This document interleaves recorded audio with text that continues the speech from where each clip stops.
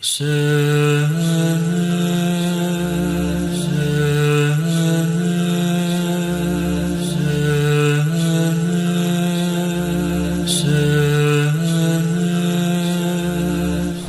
سا مقدمہ موضوع کو شروع کرنے سے پہلے، انسان اجتماعی بالطبع ہے. ہم تنہا زندگی نہیں گزار سکتے ہیں، ہم مل جل کے زندگی گزارتے ہیں. بالکل صحیح ہے. ہم اکیلے زندگی تنہا نہیں گزار سکتے ہیں، ہم سب مل جل کے اجتماعی زندگی گزارتے ہیں. اور اجتماعی زندگی گزارنے کے لیے کیا ہونا چاہیے؟ قانون کا ہونا ضروری ہے. قانون کے بغیر چل نہیں سکتا.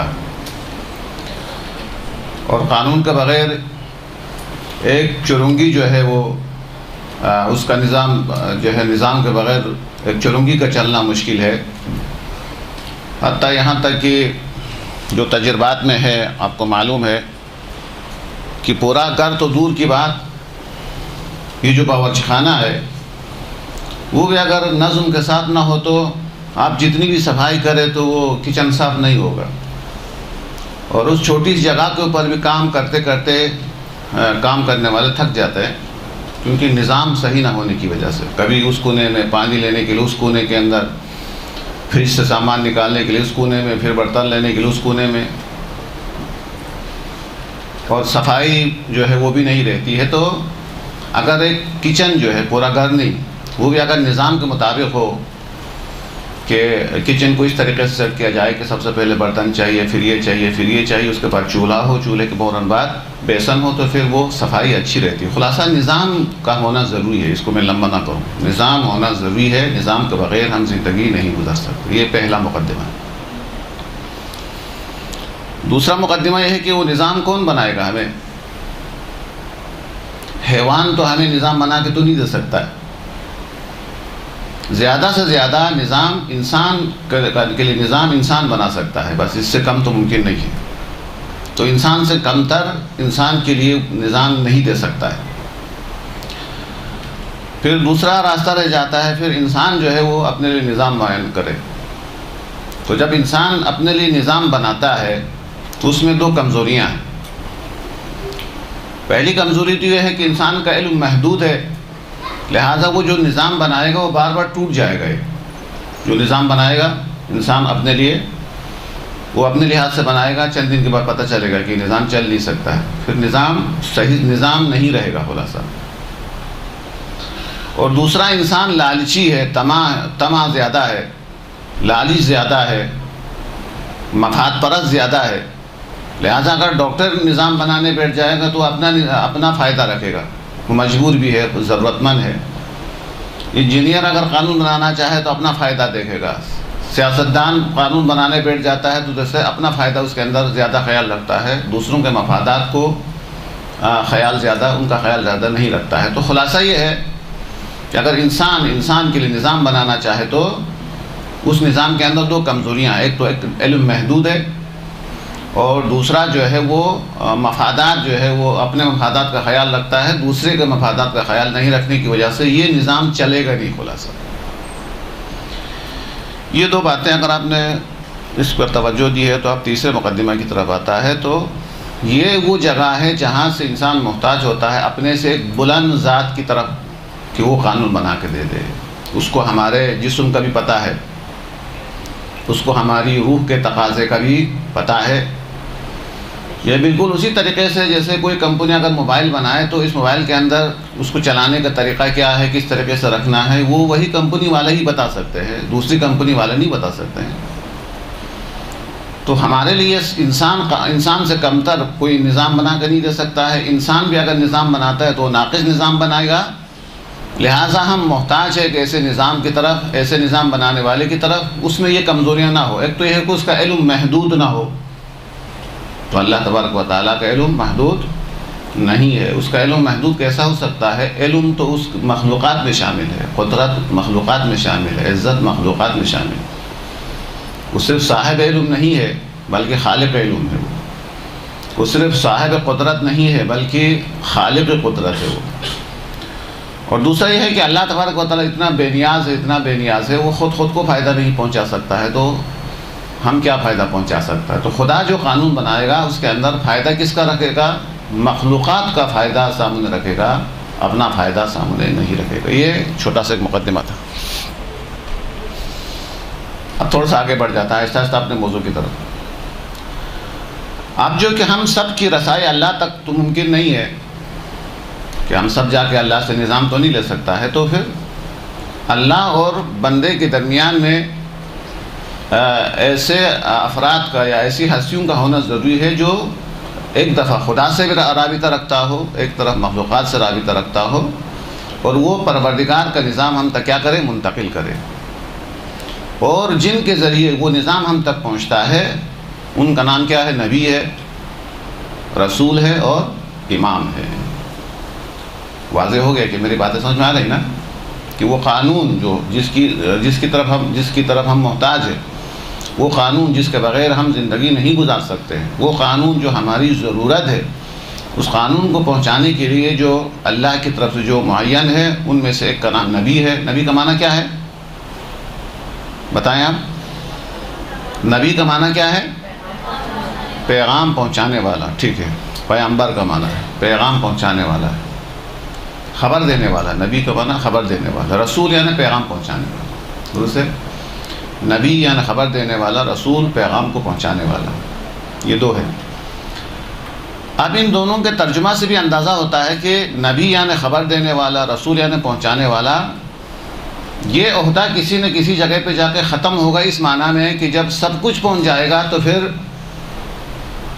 دوبارہ نبی کی آمد ضروری نہیں، نبی کا آنا ضروری نہیں ہے۔ جب سب کچھ پہنچ جائے تو پھر رسول کا آنا ضروری نہیں ہے۔ یعنی دوسرے اس الفاظ میں جب یہ آیت نازل ہوئی الیوم اکملت لکم دینکم، تو پھر دوبارہ نبی اور رسول کی ضرورت نہیں رہتی ہے، بس وہی نبی جس پر دین کامل ہو گیا ہے وہی رسول کافی ہے، نہ خبر دینے والا آئے گا نہ کوئی پیغام پہنچانے والا آئے گا۔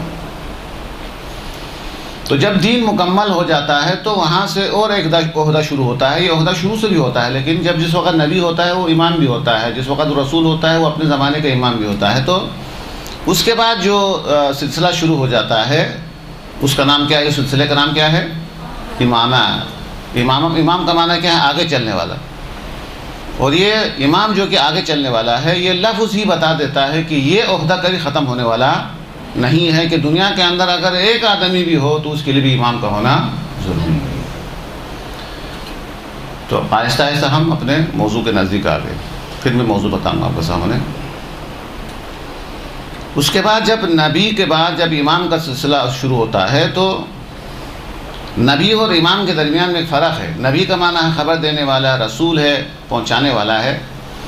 جب تک دین مکمل نہیں ہوتا ہے اس وقت تک اللہ کی ذمہ داری ہے کہ وہ نبی بھیجتا رہے، رسول پیغام پہنچانے والا بھیجتا رہے، ذمہ داری اللہ کی زیادہ ہے۔ اس لیے احادیث کے اندر آیا ہے کہ پہلے تو ہم پڑھتے تھے کہ روزانہ 70 انبیاء قتل ہو جاتے تھے، لیکن روایت کو جملہ پڑھ کے تعجب ہوا، سورج نکلنے تک 70 انبیاء شہید ہو جاتے تھے۔ بنی اسرائیل کے زمانے میں سورج نکلنے تک 70 انبیاء شہید ہو جاتے تھے، اور لوگ کام میں اس طریقے سے مصروف ہو جاتے تھے جیسا کچھ آج واقع ہوا ہی نہیں ہے۔ اتنے انبیاء شہید ہونے کے باوجود اللہ نبیوں کو بھیجتا رہا، چونکہ دین مکمل ہونے تک اللہ کی ذمہ داری ہے کہ وہ نبی بھیجتا رہے، رسول بھیجتا رہے، تاکہ قیامت کے دن کوئی اعتراض نہ کرے، کوئی اشکال نہ کرے، کوئی اللہ پر سامنے عذر پیش نہ کرے۔ جو باریک نقطہ جو میں سمجھانا چاہتا ہوں وہ یہ ہے کہ جب دین مکمل ہو جائے تو پھر ایک اللہ کی ذمہ داری ہے کہ وہ بیان کرے کہ یہ کامل دین کس سے لینا ہے۔ اس کے بعد پھر اللہ کی ذمہ داری ختم ہو جاتی ہے، ہماری ذمہ داری بڑھ جاتی ہے کہ ہم یہ جو جس دین کے بارے میں خدا نے فرمایا الیوم اکملت لکم دینکم، دین مکمل ہوا ہے، یہ مکمل دین کس سے لینا ہے، اس کے دروازے پہ جانا ہماری ذمہ داری ہے۔ پتہ نہیں میں سمجھا سکا نہیں جا سکا۔ وہ جب نبی آتے تھے، رسول آتے تھے، تو نبی جو ہے امت کے پیچھے چلتے تھے کہ تاکہ پیغام پہنچا دے، تاکہ اللہ تبارک و تعالیٰ کی طرف سے خبریں پہنچا دے، دین پہنچا دے۔ اس وقت تک انبیاء کی زیادہ ذمہ داری ہے کہ وہ شہید بھی ہو جائے، قتل بھی ہو جائے، ظلم بھی ہو جائے، روزانہ جو ہے ان کے اوپر مظالم کے پہاڑ توڑ دیا جائے، تب بھی چونکہ ان کی ذمہ داری ہے، دین مکمل نہیں ہوا ہے، لہٰذا انبیاء آتے رہے، تشریف لاتے رہے اور وہ پیغام پہنچاتا رہا، لیکن دین مکمل ہونے کے بعد اس میں ہماری ذمہ داری بڑھ جاتی ہے۔ پھر ایک تو اللہ کی ذمہ داری ہے کہ وہ ہمیں ایڈریس بتائے کہ یہ دین مکمل کس کے پاس ہے، تو وہ تو غدیر کے اندر کیا ہوا، اعلان ہوا کہ جس دین کو میں بیان کر رہا تھا مجسم دین کو دکھا کے جا رہا ہوں، جس ایمان کو میں بیان کر رہا تھا کل ایمان کو دکھا کے جا رہا ہوں، جس حق کو میں بیان کرتا تھا وہ حق کو ممبر کے اوپر دکھا کے جا رہا ہوں۔ تو بیان کرنا کہ یہ کامل دین کس کے ہاتھ میں ہے وہ اللہ کی ذمہ داری ہے اور رسول کی ذمہ داری ہے۔ پھر آپ اور ہماری ذمہ داری بنتی ہے کہ ہم خود امام کے دروازے پہ جائے کہ وہ کامل دین ہمیں دے دے، وہ دین جو مکمل ہوا ہے اسے حاصل کرنے کے لیے جانا ہماری ذمہ داری زیادہ ہے۔ اب یہاں اللہ کی ذمہ داری کم ہو گئی نسبتاً، اور نسبتاً وہ بیان کروں چونکہ آپ لوگ ذاکرات ہے، یعنی الحمدللہ سب ذاکر حسین ہیں، تو اس میں یہ بیان کہتے ہیں اسلام کے اوپر جو مصیبتیں آفتیں آئی ہے اس کا بنیادی سبب یہ ہے کہ غدیر سے ہٹ جانا، محور غدیر سے ہٹ جانا۔ ابھی تمام مسلمان انتظار کرتے ہیں اور آخر میں جو امام مہدی تشریف لائیں گے وہ دین کو مکمل فرمائیں گے۔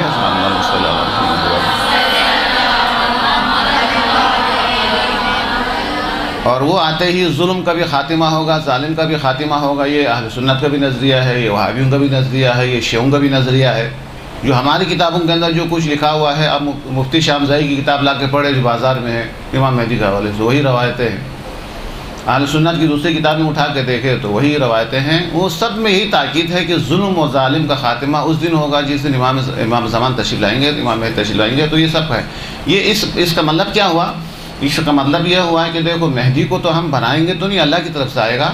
جب آخری امام تشریف لائیں گے تو یہ دین اسی محور پر جہاں سے ہٹ گیا ہے دوبارہ اس محور پر آ جائے گا، تو پھر ظلم اور ظالم کا خاتمہ خود بخود ہو جائے گا۔ درست ہے۔ تو یہ ایک چھوٹا سا ایک مقدمہ تھا کہ میں بیان کرنا چاہ رہا تھا کہ وہ جو پیغمبر کی تشریف آوری سے پہلے جو امت کا جو حال ہے، امت کی جو ذمہ داری ہے، ان کی ذمہ داری میں اور ہماری ذمہ داری میں ایک بہت بڑا فرق ہے۔ اس وقت دین مکمل نہیں ہوا تھا، لہٰذا انبیاء کی ذمہ داریاں زیادہ تھی کہ لوگوں کے دروازے پہ جائے، لوگوں کو سمجھائیں، اور ابھی ہماری ذمہ داری ہے کہ ہم جا کے دین حاصل کریں، ہم جا کے مکمل دین کو جو ہے حاصل کریں، ہماری ذمہ داری زیادہ ہے۔ اور اگر کوئی امام قربانی دیتے ہیں تو قربانی دینا ان کی طرف سے ایثار ہے، ان کی طرف سے جو ہے یہ ہمارے اوپر احسان ہے ان کا جو ہے۔ یہ ایک چھوٹا سا مطلب تھا۔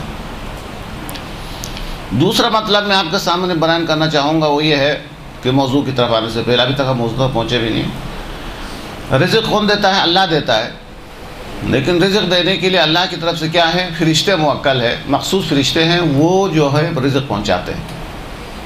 بارش اللہ نازل فرماتے، چلو دور رکھ دیں، صرف موت و حیات کی بات کریں۔ موت کون دیتا ہے؟ اللہ دیتا ہے، لیکن موت بانٹنے کے لیے اللہ کے نمائندے، اللہ کے فرشتے ہیں، وہ اللہ کی طرف سے موت تقسیم کرتا ہے، موت بانٹتا ہے۔ بالکل اسی طریقے سے جس طریقے سے موت اللہ دیتا ہے لیکن موت تقسیم کرنے کے لیے اللہ کے نمائندے ہیں، اسی طریقے سے حیات بھی خدا دیتا ہے، حیات تقسیم کرنے کے لیے بھی نمائندے ہیں۔ اور جن ہستیوں کا کام یہ ہے کہ وہ دنیا کے اندر حیات تقسیم کرے، انہی کا نام نبی ہے، انہی کا نام رسول ہے، انہی کا نام امام ہے۔ اس طریقے سے ملک الموت کی ذمہ داری یہ ہے کہ ان کی ڈیوٹی یہ ہے کہ موت بانٹے، ان کی ڈیوٹی یہ ہے کہ حیات تقسیم کرے۔ وہ یہ ظاہری حیات بھی تقسیم کرتے تھے کہ قرآن میں نہیں ہے کہ وہ پرندوں کو زندہ کیا، حضرت عیسیٰ نے مردے کو زندہ کیا، اور جب آخری امام آئیں گے تو بہت سارے دوبارہ زندہ ہو کے آ جائیں گے۔ یہ ظاہری حیات بھی دیتے ہیں، اور ظاہری حیات دینے کے علاوہ جو حقیقی جو حیات ہے وہ یہ ہے، جہالت موت ہے، ان کا کام ہے علم دینا، علم کا دوسرا نام حیات ہے۔ درست ہے۔ گمراہی موت ہے، یہ لوگ ہدایت دیتے ہیں، یعنی ان کی ذمہ داری یہ ہے کہ خدا کی طرف سے وہ نمائندے ہیں کہ جو جہالت کی موت سے انسان کو نکال کر ہدایت کی حیات ان کو دے دیتے ہیں۔ اور جہالت کی موت سے نکال کر علم سے نوازتے ہیں. وہ حیات تقسیم کرتے ہیں. ان کا کام ہے کیا ہے؟ حیات تقسیم کرنا، زندگی تقسیم کرنا. کیا آپ ممبر سے ہم نہیں سنتے ہیں کہ مولا جو ہے وہ تلوار چلانے سے پہلے دیکھتے تھے کہ قیامت تک کوئی مومن اگر آنے والا ہے تو مومن صاحب حیات ہے، علی کی تلوار نہیں چلتی تھی. اور اگر قیامت تک کوئی مومن اس کی نسل میں نہیں ہے تب تلوار چلتی ہے. جو اس بات کی دلیل ہے کہ علی کا کام حیات تقسیم کرنا ہے، موت تقسیم کرنا نہیں ہے. تو موضوع کی طرف ہم آ گئے کہ فضائل کے اندر جو ہے وہ تبلیغ کے جو طریقے ہیں وہ اس طریقے سے آپ کو پیش کرنا ہے کہ جس شجاعت کو ہم بیان کرتے ہیں کہ فلان کی گردن اڑا دی، فلان کی گردن اڑا دی، اتنے لوگوں کو مارا، یہ علی کا کام نہیں ہے. علی کا کام ہے حیات تقسیم کرنا. علی کا کام ہے کہ پہلے اس کو کہتا ہے کہ کلمہ پڑھو، یعنی دنیا کی حیات بھی لے لو اور قیامت کی حیات بھی لے لو. دوسرا علی فرماتے ہیں تم واپس چلے جاؤ، یعنی اگر آخرت کی حیات نہیں چاہے تو دنیا کی حیات لے لو. وہ دشمن آگے جو واپس جانے کے لیے بھی تیار نہیں ہے. پھر علی یہ دیکھتے تھے کہ قیامت تک ان کی نسل میں کوئی مومن تو آنے والا نہیں ہے. ہاں اگر کوئی مومن آنے والا ہے تب بھی تلوار نہیں چلتی تھی. اصل میں ان ہستیوں کا کام ہے کیا؟ تقسیم کرنا، حیات تقسیم کرنا، زندگی تقسیم کرنا. ایمان جو ہے حیات ہے، ہدایت جو ہے حیات ہے، علم جو ہے وہ حیات ہے. اسی وجہ سے اللہ تبارک و تعالیٰ نے جس دروازے کی طرف اللہ تبارک و تعالیٰ نے ہماری رہنمائی فرمائی ہے وہاں پر تمام صفات موجود ہے. اب ٹائم کم رہا ہے اس لحاظ سے تینوں کو ملا کے رسول خدا، اسی دروازے پر حضرت زہرا، اسی دروازے پر مولائے کائنات صلی اللہ علیہ وسلم، اسی گھر کے اندر جو ہے امام حسن، اسی گھر کے اندر امام حسین، یہ سب اسی گھر پہ ہے، اسی دروازے پہ ہے، ایک ہی دروازہ ہے. اب اس دروازے کو دیکھنے کے بعد جس میں یہ ہستیاں ہیں، چل پنجتن تک، پنجتن ہے جس دروازے کے اوپر، دنیا کے اندر آپ جن صفات کو آپ دیکھیں تو آپ کو یہ ساری صفات کہاں نظر آئے گی؟ انہی دروازے پہ. یعنی آپ یہاں سے شروع کریں. اگر کسی کو بہترین نبوت کی تلاش ہے تو جو نبی، جو نبوت زہرا کے دروازے پر ہے ایسی نبوت کائنات میں نہیں ہے. ٹھیک ہے. اگر کسی کو امامت کی تلاش ہے تو امامت کا آغاز بھی زہرا کے دروازے پہ اور امامت کا آخری امام بھی دروازے پہ. بہترین امامت یہاں پر ہے. اگر کسی کو علم کی تلاش ہے تو یہی دروازہ ہے کہ باپ جو ہے شہر علم ہے، شوہر جو ہے باب العلوم ہے، بیٹا باقر العلوم ہے، آخری امام امام مہدی ہے جو تمام علوم کو رکھنے والے ہیں.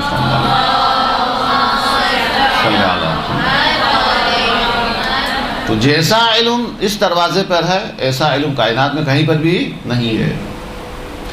اگر بہترین شجاعت کی تلاش ہے تو جو شجاعت اس دروازے پر ہے ایسی شجاعت کائنات میں کہیں پر بھی نہیں ہے. اور اگر کسی کو سخاوت کی تلاش ہے تو جیسی سخاوت اس دروازے پر ہے ایسی سخاوت کائنات میں کہیں پر بھی نہیں ہے. اگر کسی کو صبر کی تلاش ہے تو جیسا صبر یہاں ہے وہ کائنات کے اندر کہیں پر بھی نہیں ہے. ایثار ہے، یعنی آپ دیکھیں تو یعنی کون سی ایک ایسی صفات ہے جو اس دروازے پہ نہ ہو. ساری صفات کو اللہ تبارک و تعالیٰ نے اسی ایک دروازے کے اوپر کیا ہے؟ جمع فرمایا ہے. یہ سب کا سب یہیں پر موجود ہے. تو اللہ تبارک و تعالیٰ نے ہمیں حکم دیا اس میں، یہ آیت تو سب کو یاد ہے، قُلْ لَا أَسْأَلُكُمْ عَلَيْهِ أَجْرًا إِلَّا الْمَوَدَّةَ فِي الْقُرْبَى. اس میں فائدہ کس کا ہے؟ ہمارا ہے. کیونکہ قرآن کریم کی دوسری آیت بھی جو دعائے ندبہ کے اندر اس کی طرح اشارہ ہے، وَقُلْتُ، اے پروردگار تو نے یہ کہا ہے مَا سَأَلْتُكُم مِّنْ أَجْرٍ فَهُوَ لَكُمْ. جو اجر رسالت میں نے تم سے مطالبہ کیا ہے یہ تمہارے فائدے کے لیے ہے. یہ کس کے لیے ہے؟ ہمارے فائدہ کے لیے ہے. جو اجر رسالت جو اللہ نے طلب کیا ہے رسول کے ذریعے، یہ اجر رسالت کی اہل بیت کے ساتھ رہو. یہ کس کے لیے ہے؟ اس کا فائدہ کس کو ہے؟ ہمیں فائدہ حاصل ہے.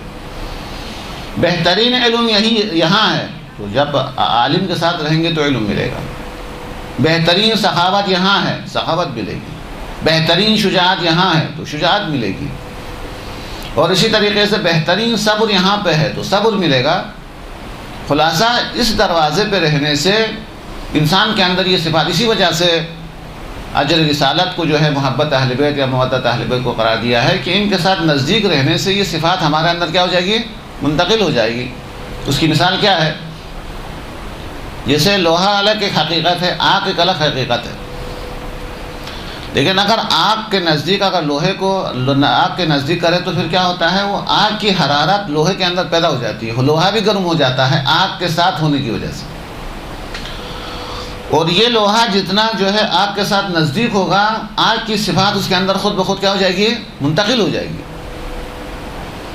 تو اہل بیت کے ساتھ ہمیں اہل بیت کے ساتھ رہنے کا اللہ تبارک و تعالیٰ نے حکم اس لیے دیا ہے تاکہ وہ صفات جو ہے انسان کے اندر پیدا ہو جائے۔ تو اس لیے محافل کے اندر شرکت، مجالس کے اندر شرکت، عزاداری کے اندر شرکت، اور خاص طور پر زیارتوں پہ جانے کا فلسفہ کیا ہے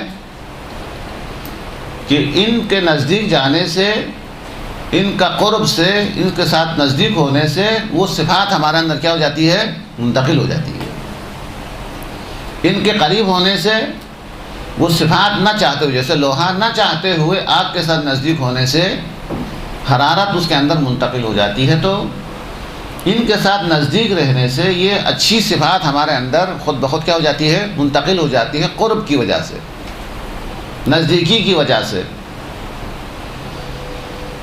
جس کو ایک آسانی کے لیے کتابوں کے اندر کیا ذکر کیا گیا ہے کہ زیارت پڑھو گے تو کیا ہو جائے گا، گناہ معاف ہو جائے گا۔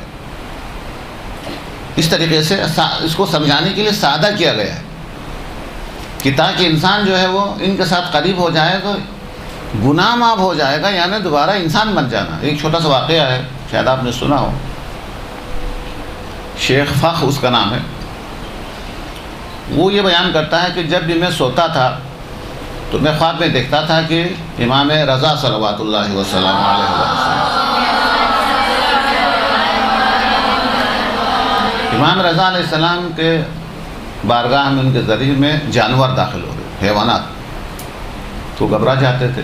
دوسرے دن پھر یہی خواب، کسی سے پوچھا اس کی تعبیر کیا ہے، اس سے پوچھا کہ میرا کوئی گناہ ہے کیا ہے کہ میں جب بھی سوتا ہوں تو مجھے ایسا نظر آتا ہے جیسا کہ امام کے ذریعے میں جو ہے وہ جانور داخل ہو رہے۔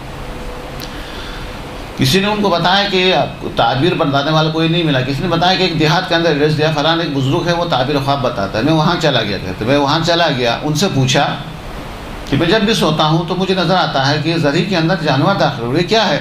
اس نے پوچھا تم کہاں سے آئے ہو؟ تو میں نے کہا میں مشہد سے آیا ہوں۔ تو انہوں نے کہا تم بے وقوف ہو کہ لوگ جو ہے پریشان ہو تو امام رضا کی بارگاہ میں جاؤ، تم امام رضا کی بارگاہ سے یہاں آئے ہو، اگر تم کوئی مسئلہ سمجھتا نہیں ہے تو امام خود سے پوچھو، تم امام کی بارگاہ کو چھوڑ کے میرے پاس آئے ہو، جاؤ جا کے امام رضا خود سے تقاضا کرو کہ سمجھائیں کہ یہ کیا چیز ہے۔ پھر بیچارہ وہاں سے واپس آیا اور امام رضا سے توسل کیا، اور امام رضا سے اس نے عرض کیا کہ مولا یہ کیا ہے، میرا کوئی گناہ ہے کہ میں جب بھی سوتا ہوں تو ایسا نظر آتا ہے کہ جیسے آپ کے قبر کے اندر جو ہے جانور داخل ہو رہی، کیا چیز ہے؟ تو امام رضا علیہ السلام خواب میں آنے کے بعد ارشاد فرماتے ہیں تو نے یہ سنا ہے کہ ہماری زیارت پہ کوئی شخص آتا ہے تو اس کے گناہ کیا ہو جاتا ہے، معاف ہو جاتا ہے۔ تو ہاں یہ تو مسلم ہے، کیا آنا تو دور کی بات، آنے کا ارادہ کرے تو بھی گناہ معاف ہونا شروع ہو جاتا ہے، ایک قدم پر گناہ معاف ہوتا ہے، یہ تو بالکل واضح ہے۔ تو امام نے فرمایا کہ جو تم نے پڑھا ہے یہ وہی چیز ہے کہ ہماری بارگاہ میں آنے سے پہلے انسان جب گناہ کرتا ہے تو وہ پہلے حیوان کی شکل اختیار کر لیتا ہے، ان کا باطن حیوان بن جاتا ہے، ایک ملک ایک ملکوت، اس کو ملکوت کہتے ہیں، کہ ظاہری طور پر انسان ہے لیکن ملکوت اور باطن حیوان بن چکا ہوتا ہے۔ جب وہ ہماری بارگاہ میں آتے ہیں تو گناہ معاف ہو کے دوبارہ انسان ہو کے وہاں سے چلا جاتا ہے۔ یہ گناہ معاف ہونے کا مطلب ہے یعنی انسان ہو جانا، مجالس کے اندر جانے سے گناہ معاف ہو جاتا ہے یعنی انسان ہو جانا دوبارہ۔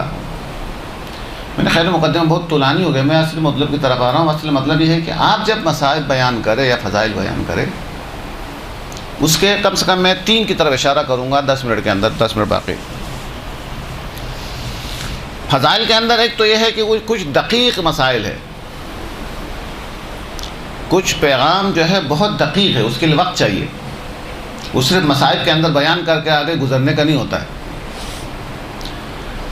ان میں سے ایک یہ ہے کہ جو سب کو یاد ہے، میں ظاہر انہی کی مثال دوں گا، وہ جو پتہ نہیں اس کو ثابت کرنا مشکل ہو جائے گا۔ جب حر نے امام کا راستہ روکا تو امام نے جو جملہ ارشاد فرمایا وہ کیا تھا؟ تمہاری ماں تمہارے اوپر کیا کرے؟ ماتم کرے، تمہارا ماتم بیٹھے۔ ٹھیک ہے، ماتم کس پہ کیا جاتا ہے؟ جو مردہ ہوتا ہے۔ تو امام علیہ السلام کے فضائل اور کلمات سے نکات نکالنے کا طریقہ یہ انداز یہ ہے کہ آپ اس کی تشریح کریں۔ آپ امام نے فرمائی، کیوں فرمائے؟ مثلا ایک احتمال یہ ہوتا ہے جو کہ صرف احتمال کی حد تک ہے، لیکن امام سے یہ ممکن نہیں ہے کہ ایک تو یہ ہے کہ نعوذ باللہ جیسے ہم ناراض ہو جاتے ہیں تو ہم غصے میں آ کے عجیب عجیب باتیں کرتے ہیں کہ امام کو شاید جلال آیا ہوا، غصہ آیا ہوگا، اس طریقے سے الفاظ نکلے ہوں گے۔ امام ایسا نہیں ہوتا ہے، یعنی بے اختیار نکلے ہوئے جملے نہیں ہیں، درست ہے، ایک ہوگی۔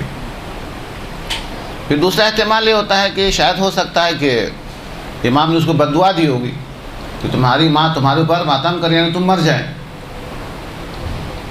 تو انسان کہتا ہے کہ جس کے قبے کے نیچے دعائیں رد نہیں ہوتی، اگر یہ بد دعا ہوتی تو حر تو اسی دن چلا جاتا، درست ہے۔ یہ دو تفسیر ہوگی۔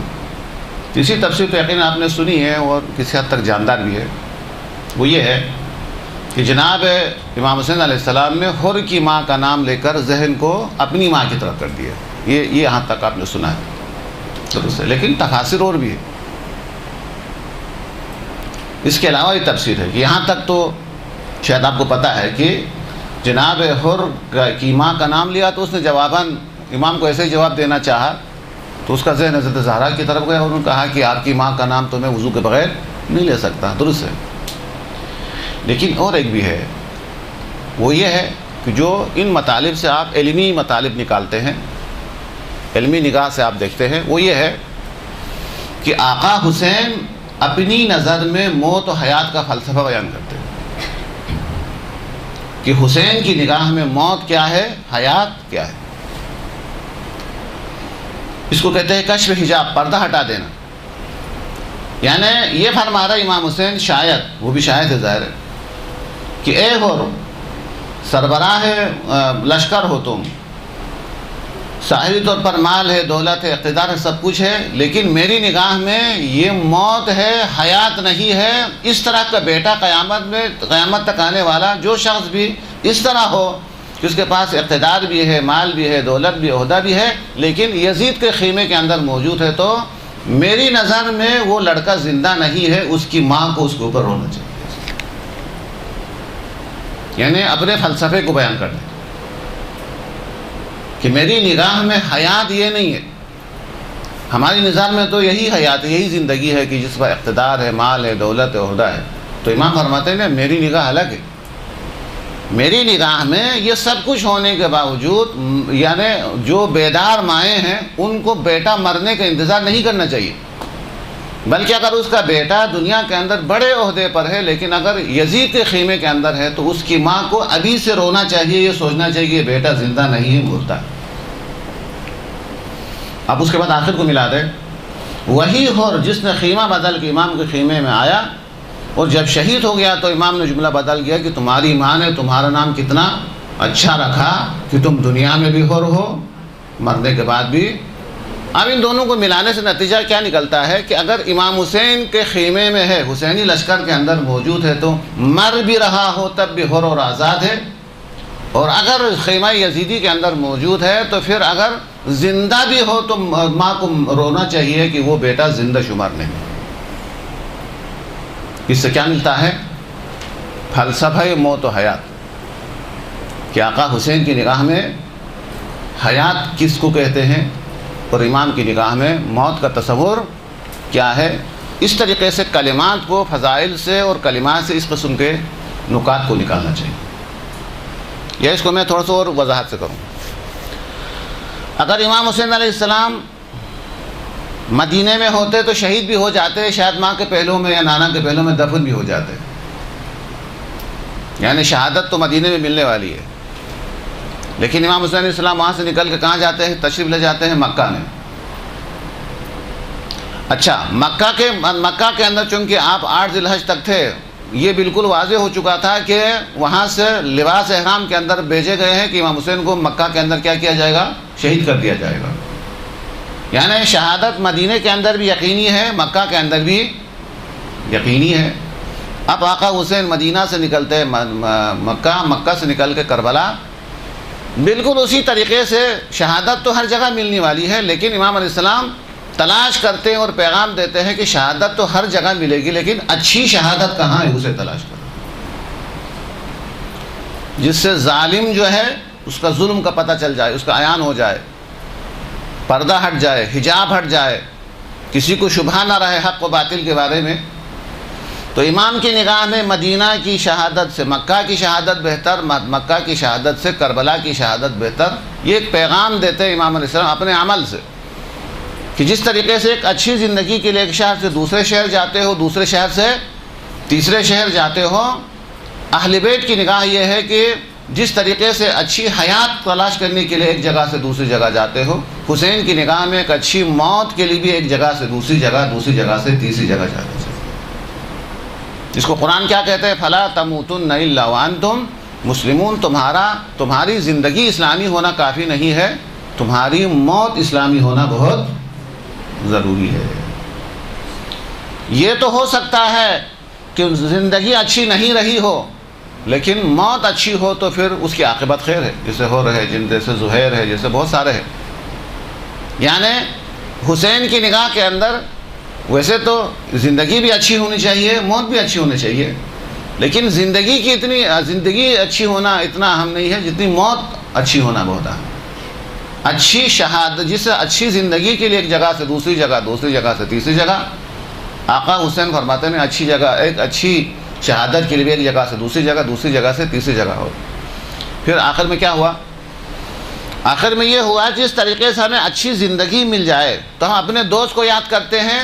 جب کربلا میں ایک اچھی شہادت مل رہی تھی تو اپنے حبیب کو خط لکھ کے لایا کہ اے حبیب تم میرا دوست ہو، یہاں اچھی شہادت ہے، جلدی سے یہاں آ جاؤ.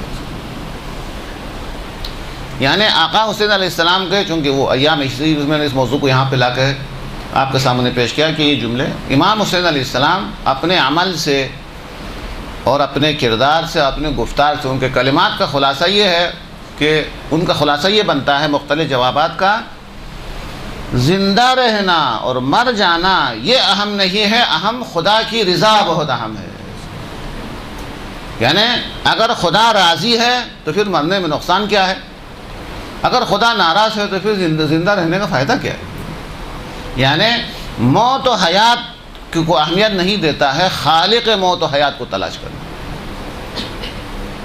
یہ ایسے پیغامات ہیں جو آقا حسین علیہ السلام کے اس کلمات سے، ان چیزوں سے ہمیں اخذ کرنا ہے. ٹائم بہت کم بل گیا، میرے خیال مجھے مقدمات زیادہ طولانی نہیں کرنا چاہیے تھا. اب اس کے بعد آپ آتے ہیں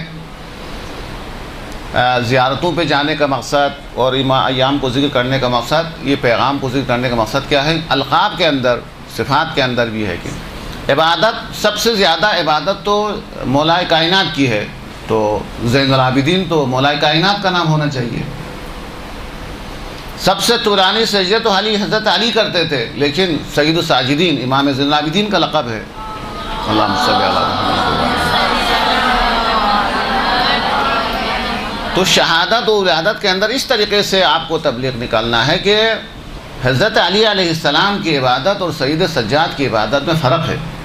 اگرچہ علی کی ایک ضربت ثقلین کی عبادت سے افضل ہے، جب ان کی ایک ضربت ثقلین کی عبادت سے افضل ہے تو علی کی باقی ضربت کی قیمت کون لگا سکتا ہے؟ جب ایک ضربت ثقلین کی عبادت سے افضل ہے تو پھر علی کی عبادت اور نمازوں کی قیمت کون لگا سکتا ہے؟ تو وہ تو بہت زیادہ ہے، اور خود چوتھے امام فرماتے تھے. لیکن منبر سے عزاداری کے اندر یہ بیان کرنا ضروری ہے کہ نہیں، جیسی عبادت سید سجاد نے کی ہے ایسی عبادت کرنے کا موقع علی کو کبھی نہیں ہوا ہے. یعنی علی کی عبادت بہت زیادہ ہے لیکن مصلی پر ہے، اور امام زین العابدین کی عبادت کیا ہے؟ شام غریبان میں. ان کا سجدہ جو ہے وہ خیمے کے جو ہے جلے ہوئے خاکستر پر ہے. حضرت امام زین العابدین کی عبادت جو ہے زنجیروں کے اندر ہے. یہ جو ہے اس طریقے سے ان سے فضائل کو نکالنا ہے اور ان چیزوں کو اپنے اندر بیان کرنا ہے کہ عبادت تو عبادت ہے لیکن عبادت میں فرق ہے سب.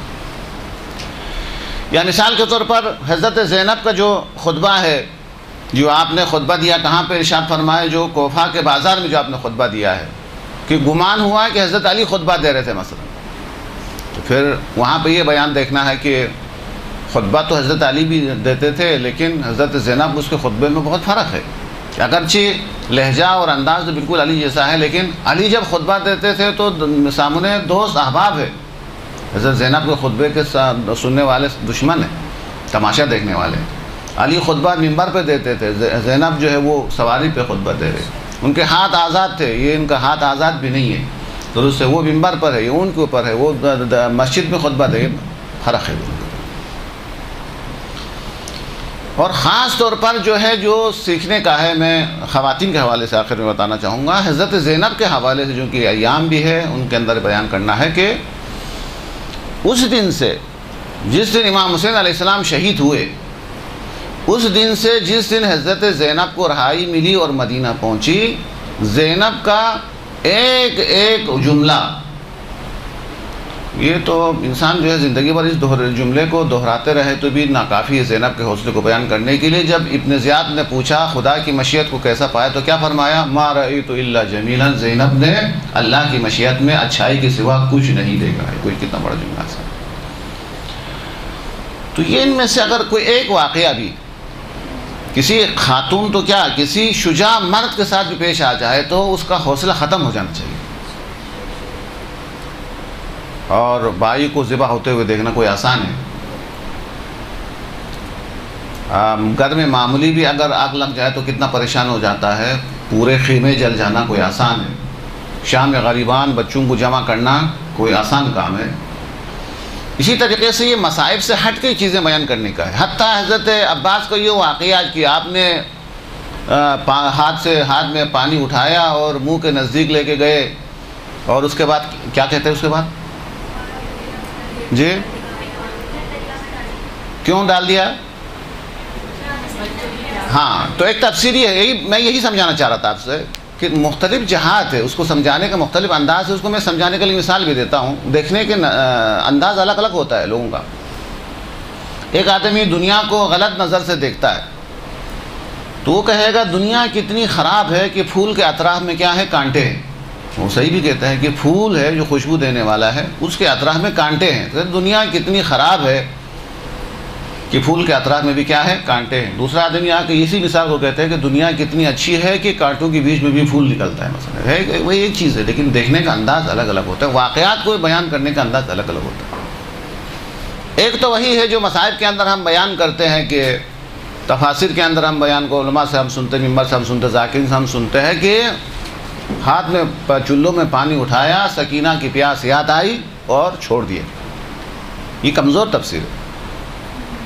علماء بیان کرتے ہیں کہ تفسیر کچھ اس طریقے سے ہے، ہم سمجھتے ہیں کہ یہ وفا کا اعلیٰ معیار ہے۔ علماء بیان کرتے نہیں، حضرت عباس نے یہ دیکھا کہ میں تو پیاسا ہوں، یہ جانور پانی نہیں پی رہا ہے، یعنی حضرت عباس کا ذہن پانی پینے کی طرف تو ہے ہی نہیں ہے، وہ سقا ہے۔ وہ یہ دیکھ رہے جس طریقے سے ان کو سکینہ کی پیاس کا احساس ہے، جانور کی پیاس کا بھی احساس ہے، درست ہے۔ اس نے دیکھا کہ یہ گھوڑا پانی نہیں پی رہا ہے، لہٰذا حضرت عباس نے چلو کے اندر پانی کو اٹھایا اور منہ کے نزدیک لے گیا تاکہ جانور یہ سمجھے کہ میرے آقا نے پانی پی لیا۔ اچھا، عربی کے اندر جو ہے وہ گھوڑے کو فرس کہا جاتا ہے، فرس اتنا تو آپ کو پتہ ہے، گھوڑا ہے نا فرس، اور فرس جو ہے فراست یعنی ذہین جانور ہے۔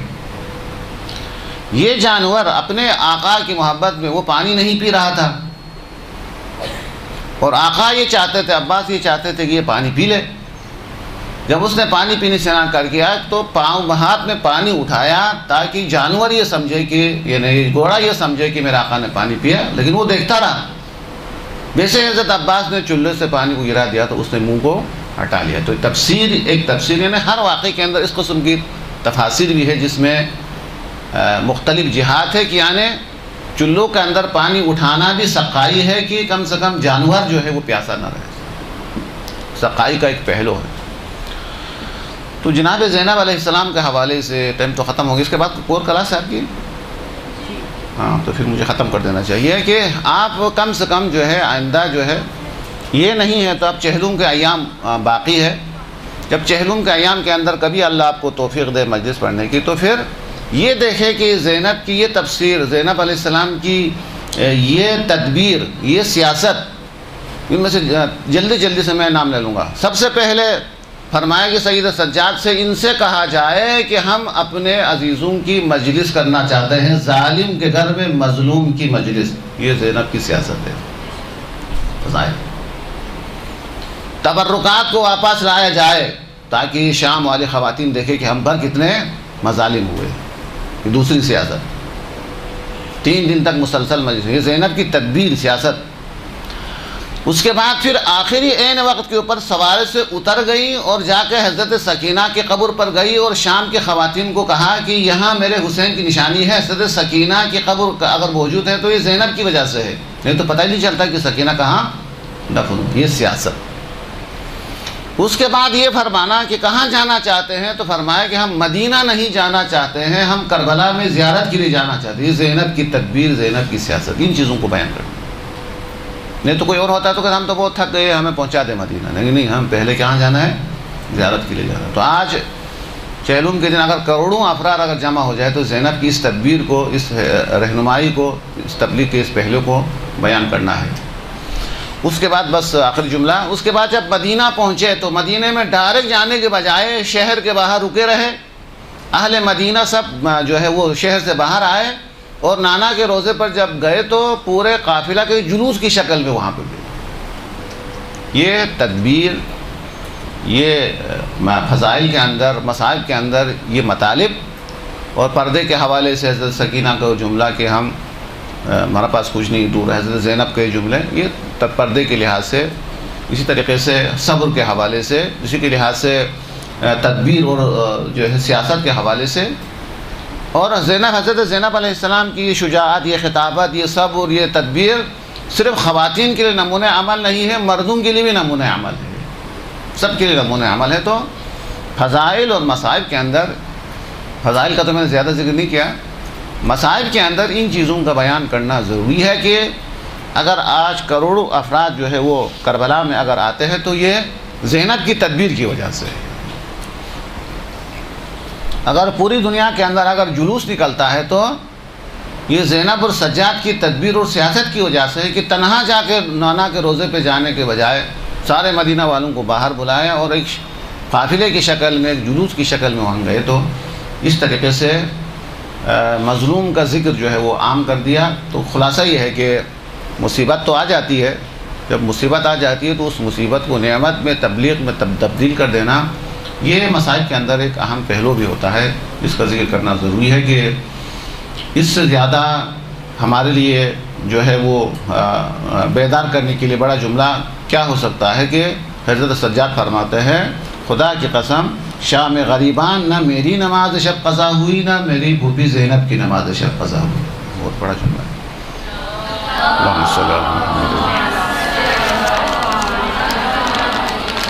اور شام کے جو ہے زندان کے اندر بیٹھ کے نماز شب ادا کر دینا، کہ نماز کی اہمیت کے حوالے سے، پردے کی اہمیت کے حوالے سے، صبر کے حوالے سے، تدبیر کے حوالے سے، ظالم کے خلاف کس طریقے سے خطبہ دیا جاتا ہے، یزید کے دربار میں جس طریقے سے خطبہ دیا، یہ مسائل کے اندر ان جملوں کو بیان کرنا بہت ضروری، اور موضوعات بھی بہت زیادہ آپ نے خود اندازہ لگایا کہ ان میں سے ہر ایک کے اوپر ایک تقریر ہو سکتی ہے، ہر ایک کے اوپر ایک تفسیر ہو سکتی ہے، اور یہ چیزیں وہ ہے جو سامنے والا سن چکا ہوتا ہے، سامنے والے کو ان چیزوں کا علم پہلے سے ہوتا ہے، بس صرف یہ کہ اس سے مطالب نکال کے، مواد نکال کے تبلیغ کی باتیں، ہدایت کی باتیں وہ لوگوں کو رہنمائی کرے۔ ہم اپنے عمل کے ذریعے تو شاید جنت میں جانا ہمارے لیے مشکل ہو، لیکن ممبر سے ایسی بات ہو جس کی وجہ سے دوسرے کے لیے جو ہے تبلیغ ہو، دوسرے کی ہدایت ہو جائے، تو انشاءاللہ اگر دوسرے کو ہدایت ملے گی، دوسرا نیکی انجام دے گا، تو بیان کرنے والے کو بھی اور دکھانے والے کو بھی ثواب اور اجر ضرور ملے گا۔ اللہ سے ہماری دعا ہے کہ اللہ تبارک و تعالی ہمیں اس طریقے سے تبلیغ دین کرنے اور احکام شریعت بیان کرنے کے ہم سب کو توفیق عطا فرمائے انشاءاللہ۔ وصلی اللہ علیہ وسلم۔